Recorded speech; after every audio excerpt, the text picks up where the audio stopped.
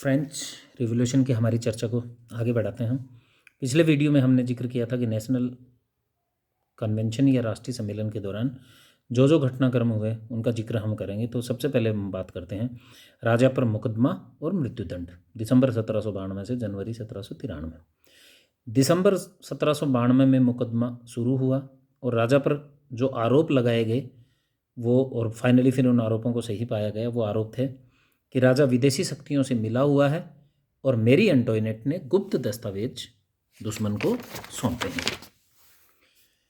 राजा की देश छोड़कर भागने वाले सामंतों से सहानुभूति है और राजा न्याय असभ्य धर्माधिकारियों के पक्ष में है, जो नॉन जूरिंग क्लर्जीज, जिन्होंने संविधान के प्रति शपथ नहीं ली थी। तो ये कुछ आरोप थे जिनको फाइनली सही माना गया, राजा पर आरोप लगाए गए, जांच में उनको सही पाया गया और 387 राजा के खिलाफ मत पड़े और 334 जो थे वो राजा के फेवर में भी मत पड़े थे। मतलब मत विभाजन हुआ कि भाई राजा पर क्या फैसला हो। तो 387 जो मत थे, 334 मत तो राजा के पक्ष में पड़े और 387 मत राजा के विपक्ष में पड़े और इससे बहुमत से यह निर्णय लिया गया कि राजा को मृत्युदंड दिया जाए। 21 जनवरी 1793 रविवार का दिन था जिस दिन राजा को गिलोटिन कर दिया गया। गिलोटिन एक तरीके से मृत्युदंड देने की एक पद्धति थी फ्रेंच रिवॉल्यूशन के दौरान। फ्रांस में ये जो दी जाती थी कि उसमें लकड़ी के फट्टे के ऊपर व्यक्ति को लिटा के और बड़े से फरसे से ऊपर से वो फोर्स से वो फरसा डाला जाता था, जिससे उसका गर्दन धड़ से कट के अलग हो जाती थी। उसको गिलोटिन कहा जाता था। राजा के मृत्युदंड के खिलाफ फ्रांस की सामान्य जनता में विरोध उत्पन्न हुआ। मतलब राजा के समर्थक भी थे, तो काफ़ी उसको मृत्युदंड देने की वजह से काफ़ी विरोध भी उत्पन्न हुआ। तो अब जो दूसरा चरण इसके अंतर्गत या जो महत्वपूर्ण घटना जो या एक घटनाक्रम जो था वो है आतंक का युग। अब जैकोबिन पार्टी का जो नेता, जैकोबिन राष्ट्रीय सम्मेलन में जैसे हम जिक्र कर चुके हैं कि दो गणतंत्रवादियों का बहुमत था। गणतंत्रवादियों में भी दो विचारधारा के लोग थे, एक गिरोंडिन्स जो उदार गणतंत्रवादी थे और जैकोबिन्स जो क्रांतिकारी गणतंत्र या उग्र गणतंत्रवादी थे, जो सामाजिक और राजनीतिक परिवर्तन चाहते थे पूरी तरह फ्रांस में और गणतंत्र स्थापित करना चाहते थे। तो अब आतंक का जो युग है, इसमें जैकोबिन पार्टी के नेता रॉब्सपियर ने विरोध को शांत करने के लिए, जनता में जो विरोध था उसमें उसने सत्ता अपने हाथों में ली और उसने अपने आतंक को अपना हथियार बनाया। और औपचारिक रूप से ऐसा माना जाता है कि ये आतंक का युग 9 मार्च 1793 के दिन शुरू हुआ। इस दिन रिवोल्यूशनरी ट्रिब्यूनल, क्रांतिकारी न्यायालय का गठन किया गया और इसका उद्देश्य क्या था? इसका उद्देश्य था कि राष्ट्रीय सम्मेलन जो नेशनल कन्वेंशन है उसके विरोधियों पर मुकदमा चलाना और उन्हें कुचलना। जो आतंक का जो युग था, इसके अंतर ये जो टाइम फ्रेम, ये जो फेज जो चला समय का, इसमें 2 कदम उठाए गए। पहला, कमेटी ऑफ पब्लिक सेफ्टी, जन सुरक्षा समिति का गठन किया गया। इस समिति का प्रमुख रॉब्सपियर स्वयं था, जिसका आंतरिक और विदेश नीति पर पूर्ण नियंत्रण था। लॉ ऑफ सस्पेक्ट्स, एक संदेह का कानून पारित किया गया, यानी कि यदि किसी भी व्यक्ति पर संदेह है तो उस पर मुकदमा चलाकर मृत्युदंड दिया गया और इसके आड़ में बहुत से शाही वर्ग के लोगों को, सैकड़ों लोगों को मार डाला गया। 16 अक्टूबर 1793 को मैरी एंटोइनेट को भी मार डाला गया। राजा की जो वाइफ थी उसकी भी हत्या कर दी गई। और उदार गणतंत्रवादी, यानी कि ये इतने इनके बीच में ये उग्र थे कि ये गणतंत्र के समर्थक जो थे, लेकिन जो उदार थे, इनकी विचारधारा से थोड़ा सा लिबरल जो थे, उन उदार गणतंत्रवादियों को भी मौत के घाट उतार दिया गया। जैसे ब्रिशोट, स्नार्ड, ये कुछ उदार गणतंत्रवादी नेताओं के नाम थे जिनको मार डाला गया। कहते हैं कि इस आतंक के युग में 15,000 लोग मौत के घाट उतार दिए गए, जिसमें से 5,000 तो केवल पेरिस में ही मार डाले गए।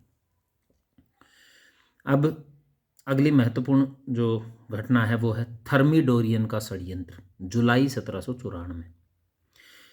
थर्मिडोर जो था वो क्रांतिकारी कैलेंडर का जुलाई का महीना था, यानी जो क्रांतिकारी कैलेंडर जो इस क्रांति के दौरान अपनाया गया था उसमें जो जुलाई का महीना था उसको थर्मिडोर कहा जाता था। और चूंकि ये जुलाई में हुआ इसलिए इसको थर्मिडोरियन का षड्यंत्र भी कहा जाता है।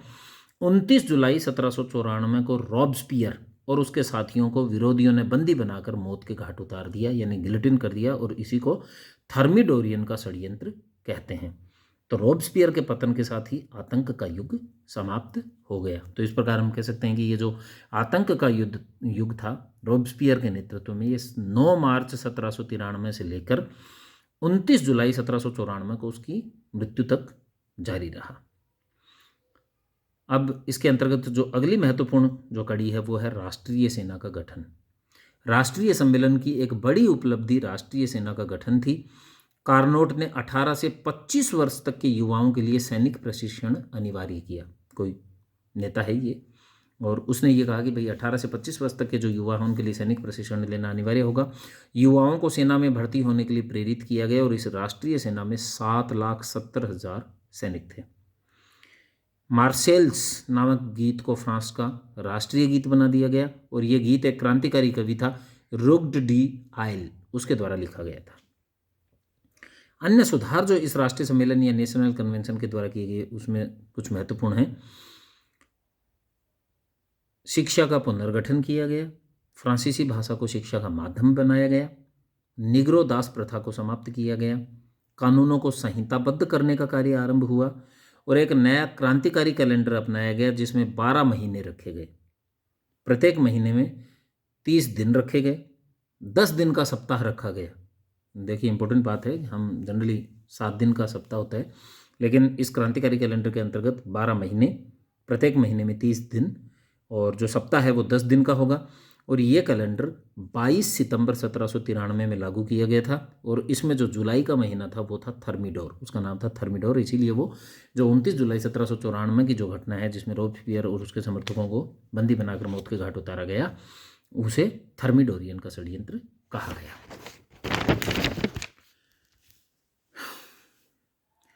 अब चर्च के साथ कैसे संबंध इस दौरान रहे उन पर थोड़ा सा हम चर्चा करेंगे। आतंक के युग के समय चर्च बंद कर दिए गए और धर्माधिकारियों को वेतन देना भी बंद कर दिया गया। इस काल में वर्शिप ऑफ रीजन, तर्क की पूजा और वर्शिप ऑफ सुप्रीम बीइंग यानी कि सर्वोच्च सत्ता की पूजा पर बल दिया गया। नया संविधान भी इसके अंतर्गत लागू किया गया। नया संविधान बनाने के लिए ही राष्ट्रीय सम्मेलन आरंभ हुआ था और इस नए संविधान को नाम दिया गया द डायरेक्टरी। इसकी प्रमुख विशेषताएं क्या थी? फ्रांस को गणतंत्र घोषित किया गया। देखिए पिछला जो संविधान था उसके अंतर्गत फ्रांस में संवैधानिक राजतंत्र लागू किया गया था, यानी राजतंत्र ही रखा गया, हालांकि वो था सीमित या संवैधानिक राजतंत्र, लेकिन इस नए संविधान में फ्रांस को गणतंत्र घोषित किया गया। कार्यकारी अधिकार 5 डायरेक्टरों में निहित किए गए जो 5 वर्ष के लिए चुने जाएंगे और द्विसदनीय विधानसभा का गठन किया गया, यानी कि विधानसभा के 2 सदन होंगे। पिछला जो पहला संविधान था उसके अंतर्गत 1 सदनीय विधानसभा थी, अब 2 सदन होंगे विधानसभा के और जिनके नाम रखे गए 500 और एंशियन, ये 2 नाम होंगे सदन के। पहले सदन का कार्य प्रस्ताव पारित करना था कि प्रस्ताव पारित करेगा और दूसरा सदन उसे सहमति देता था या उसे ठुकरा सकता था। एक 2/3 का कानून लागू किया गया इस संविधान के अंतर्गत, जिसके तहत ये निश्चित किया गया कि नई विधानसभा में 2/3 सदस्य राष्ट्रीय सम्मेलन के सदस्यों में से ही होंगे। जो नेशनल कन्वेंशन जो चल रहा है, राष्ट्रीय सम्मेलन जो चल रहा है, इसी में से 2/3 सदस्य होंगे। अब आता है द डायरेक्टरी। फ्रेंच रिवॉल्यूशन की के जो स्टेजेज हम अलग अलग पढ़ रहे हैं, नेशनल असेंबली या राष्ट्रीय सभा, फिर लेजिस्लेटिव असेंबली, फिर नेशनल कन्वेंशन, उसके तहत अगला जो चरण है वो है द डायरेक्टरी 1795 से 1799। डायरेक्टरी नाम के संविधान का और विशेषकर 2/3 के कानून का फ्रांस में विरोध हुआ। 2/3 कानून को चुनावी प्रक्रिया में हस्तक्षेप माना गया। इसका विरोध हुआ फ्रांस में कि भाई ये कोई बात नहीं हुई कि 2/3 सदस्य इनमें से लिए जाएंगे। किस में से?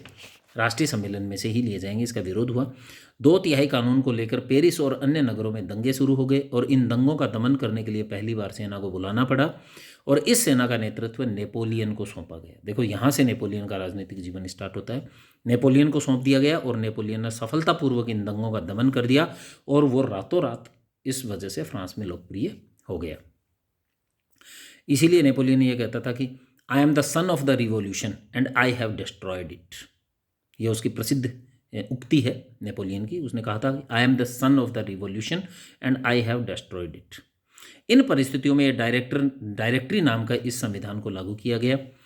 अब इसमें जो कमियां थी उसमें यह थी कि सबसे पहले तो मध्यम योग्यता प्राप्त और भ्रष्ट डायरेक्टर्स थे। जो 5 डायरेक्टर जो 5 साल के लिए चुने गए थे उनकी योग्यता कोई ज़्यादा अच्छी नहीं थी, मध्यम श्रेणी के से लोग थे और भ्रष्ट थे। ये 5 डायरेक्टर्स इस व्यवस्था को चलाने में सक्षम नहीं थे।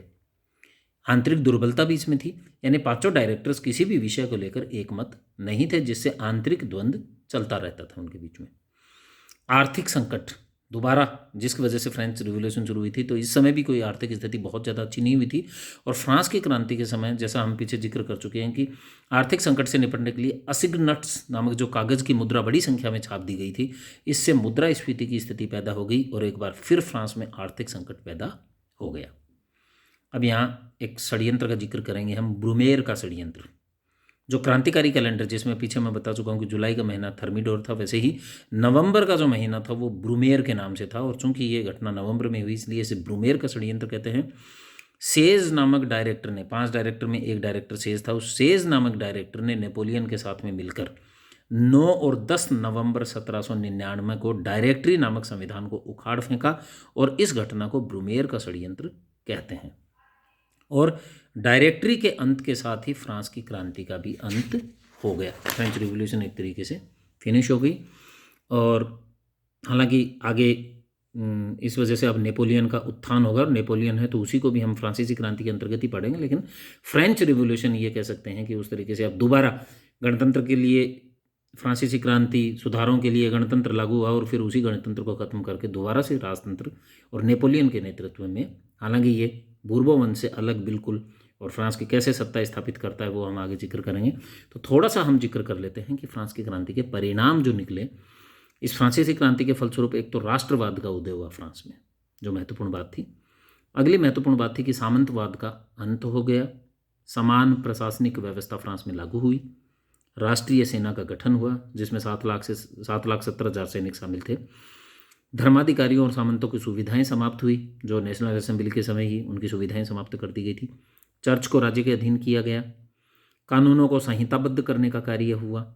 शिक्षा के क्षेत्र में भी सुधार हुए। और फ्रांसीसी क्रांति का एक जो नारा था, स्वतंत्रता, समानता और बंधुत्व, वो साकार हुआ। तो ये कुछ महत्वपूर्ण परिणाम थे जो फ्रांस की क्रांति की वजह से हुए थे। और अब अगले जो कुछ वीडियो हम बनेंगे वो होंगे नेपोलियन का उत्थान और किस प्रकार उन्होंने फ्रांस की प्रतिष्ठा को यूरोप या विश्व इतिहास में स्थापित किया। इनका जिक्र हम अगले वीडियोज़ में करेंगे।